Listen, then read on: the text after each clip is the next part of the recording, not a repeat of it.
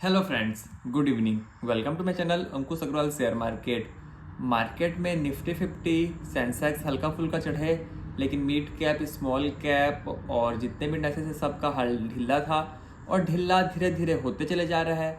तो मेरे को लग रहा है ये प्यार से मार्केट गिर रहा है, क्योंकि अभी लोग बोल भी रहे हैं कि पैनिक है, कि कोई फ्रस्ट्रेशन है मार्केट में, कि बहुत ज़्यादा दबाव है। प्यार से गिर रहा है और प्यार से गिरते गिरते 30% 40% तक डाउन हो गए हैं शेयर।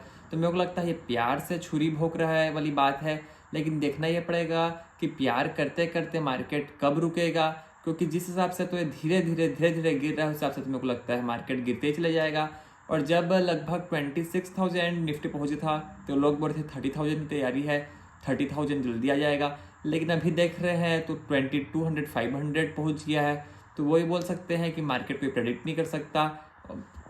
तो देखने की बात यह है कि मार्केट का होगा क्या। लेकिन सबसे ज़्यादा प्रॉब्लम वाली और सबसे ज़्यादा आश्चर्य वाली बात यह है कि विक्स अभी 14-15 में है। तो विक्स 14-15 में मतलब मार्केट का मूड एकदम ज़्यादा चिल है, खुशी वाला है। लेकिन समझ में ये नहीं आ रहा है कि खुशी है मार्केट में, चिल है, तो इसलिए ये लेवल कैसे आ गया। और मेरे को लग रहा है अगर एक बार 25 का विक्स आ जाए, मैं चाहता हूँ कि मैं रॉन्ग हो जाऊँ, लेकिन मैं चाह रहा हूँ कि हो जाए 25 का विक्स, एक बार पैनिक हो जाए। पैनिक में एक बार सब बेच बाज के निकले, उसके बाद जो नया पोजीशन आएगा उससे तेज जाएगा, क्योंकि डेली प्यार से जो गिर रहे हैं उसमें बहुत ज़्यादा प्रॉब्लम देखने को मिल रही है।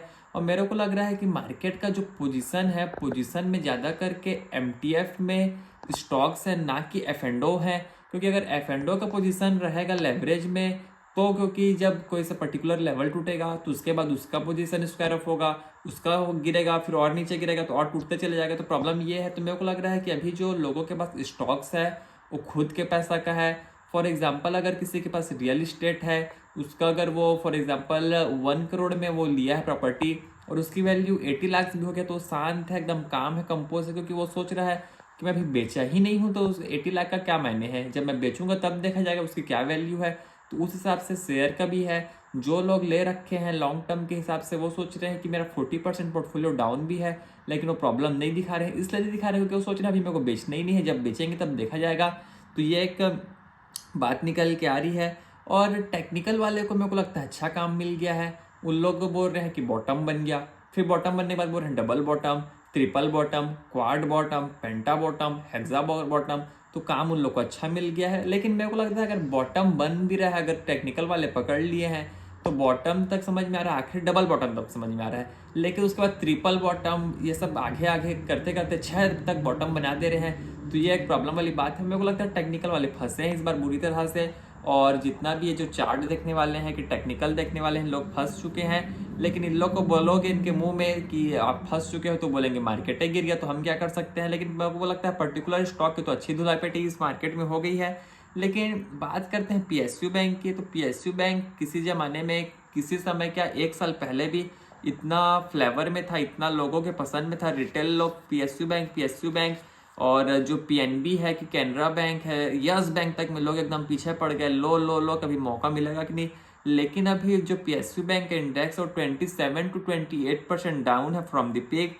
तो ये वाली बात है कि किसी भी चीज़ का एक वैल्यूएशन होता है, एक रेट होता है, लेकिन जब पागलपंती का जब बुल रन चलता है तो किसी भी लेवल में लोगों को लगता है अच्छा है, और लो और लो और लो। और जब पूरे एक्स में कि व्हाट्सएप के ग्रुप में, इंस्टा में, फेसबुक में सब जब चलता है कि ये लो अभी बुल मार्केट आएगा, वो आएगा, तो लोग उस समय ज़्यादा ट्रैप होते हैं। लेकिन जब बाद में जब गिरता है तो पोस्ट में देखने को ये मिलता है कि डबल बॉटम मिल गया, ट्रिपल बॉटम बन गया। तो मेरे को लगता है this is how the market is. लेकिन देखना ये पड़ेगा कि कैनरा बैंक जैसे बहुत ज़्यादा पॉपुलर हुआ था बीच में, तो कैनरा बैंक को अगर समझे, 2 मिनट इसका एक बार समझते हैं, बुक को खोलते हैं, तो कैनरा बैंक का जो प्राइस है वो अभी 0.86 टाइम्स हो गया है बुक वैल्यू का। तो मेरे को लगता है बुक वैल्यू से भी कैनरा बैंक डाउन हो चुका है। लेकिन अगर इसका हिस्टोरिकल पैटर्न देखें कैनरा बैंक का, तो 0.6 0.5 टाइम्स तक भी कैनरा बैंक जा चुका है। तो अगर फॉर एग्जांपल अगर अपन करंट वैल्यू को 0.86 टाइम्स को समझते हैं और समझते हैं अगर 0.6 टाइम्स तक जाएगा कैनरा बैंक का शेयर, तो भी सर 30% डाउन साइड है। तो एक ये प्रॉब्लम वाली बात है। मैं तो चाहता हूँ नहीं होए और no one knows what will happen वाली बात है। लेकिन अगर 0.6 तक टाइम्स जाता है बुक, जो कि ऑलरेडी पहले जा चुका है, तो उस हिसाब से 30% डाउन और होगा।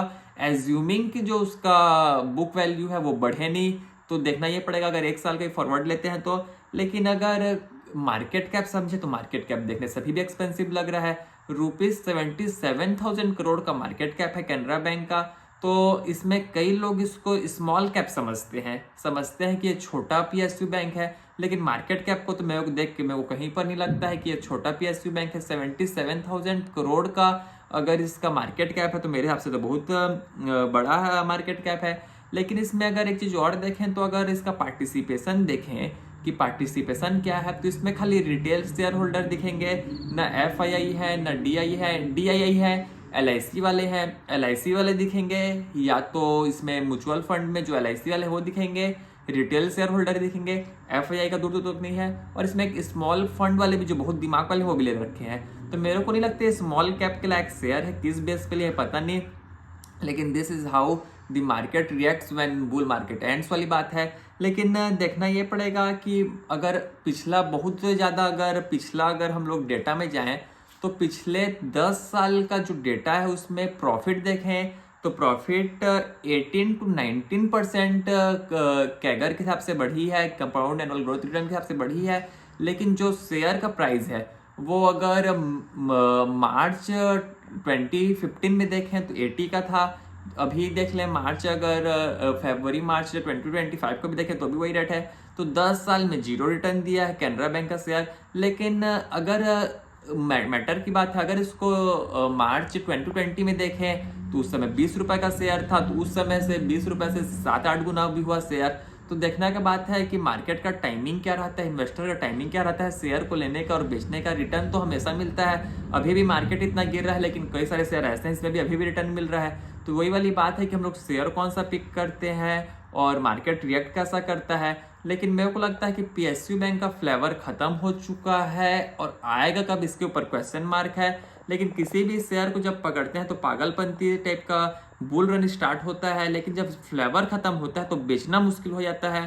क्योंकि कई सारे SME स्टॉक का भी हाल ये है कि जो 5% का जो लोअर सर्किट लग रहा है वो खत्म नहीं हो रहा है। इन्वेस्टर लोग जो रिटेल शेयर होल्डर रादर फंसे हैं उन लोग का शेयर बिक ही रहा नहीं और SME वाले परेशान हो गए हैं।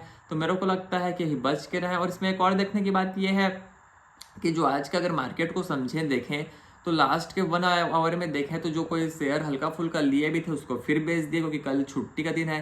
तो जब ट्रम्प US और एलन मस्क से रसिया यूक्रेन से इतना लोग डर रहे हैं, रिटेल इन्वेस्टर लोग डर रहे हैं, उन लोग पोजीशन कैरी करना ही नहीं चाहते ओवरनाइट के लिए, रादर 2 नाइट के लिए।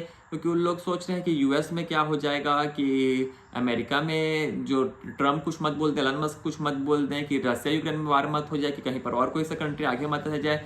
तो इसलिए चलते इतना तो प्रॉब्लम में इन्वेस्टर हैं, तो सोच रहे हैं कि और कैरी फॉरवर्ड नहीं करें पोजीशन को, नया पोजीशन को, इसलिए वो बेच के गए। तो देखते हैं कि अब कल परसों जब मार्केट खुलेगा तो क्या होता है। फॉर द मोमेंट के लिए यहीं तक रखते हैं, आपसे परसों फिर मुलाकात होगी, तब तक के लिए थैंक यू।